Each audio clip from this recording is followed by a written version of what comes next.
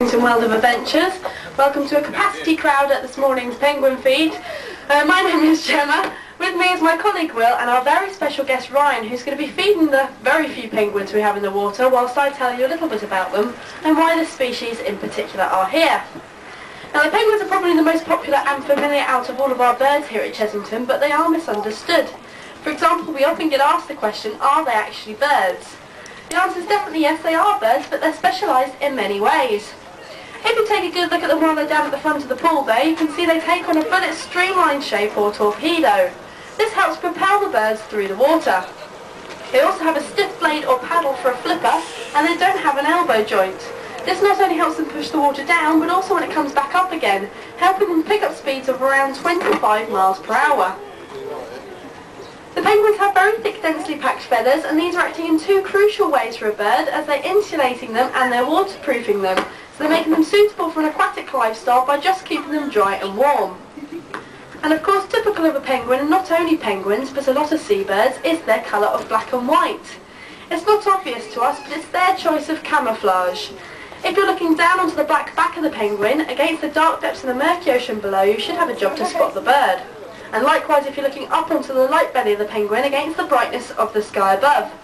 And it's predators like killer whale, leopard seal and shark that these guys have got to watch out for. We've got a few more joining in now, and you can see that Ryan's throwing in some well-aimed fish for our penguins. And you'll always see that they'll grab these fish and they'll always twist them around and swallow them head first. The reason they do this is so that no spines or scales get caught up in the penguin's throat, but they're equipped with a hooked beak, and if you're ever unfortunate enough to see inside the mouth of a penguin, you'll see they have rows of tiny little spines. He's hiding from the penguin. It's not going to hurt you, Ryan. You'll see they have tiny little spines along the roofs of their mouths and along their tongues, which face backwards.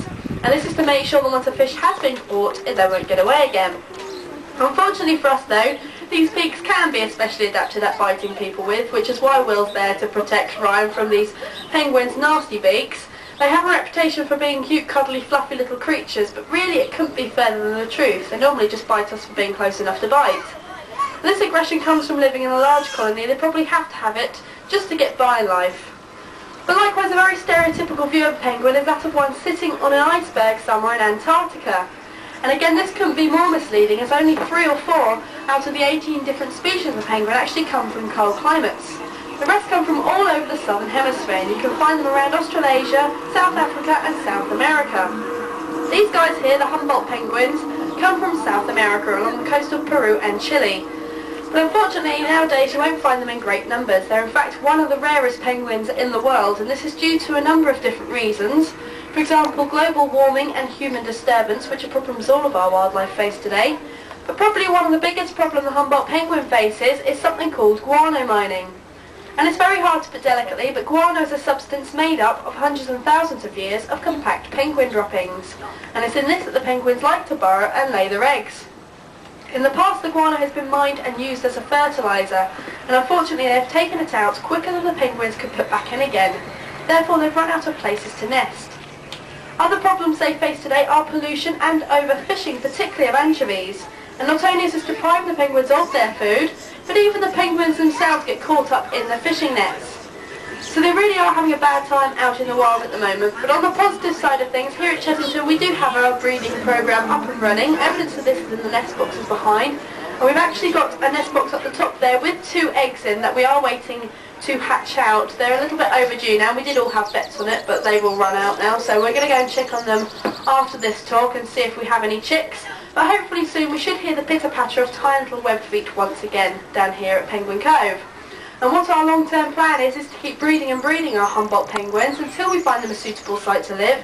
And then once we do, as a joint effort with other zoos and their colonies of penguins, we can release them into the wild and boost the numbers up once again. That seems like a good enough thought to leave you with, and I think the penguin's just about full now, thanks to Ryan.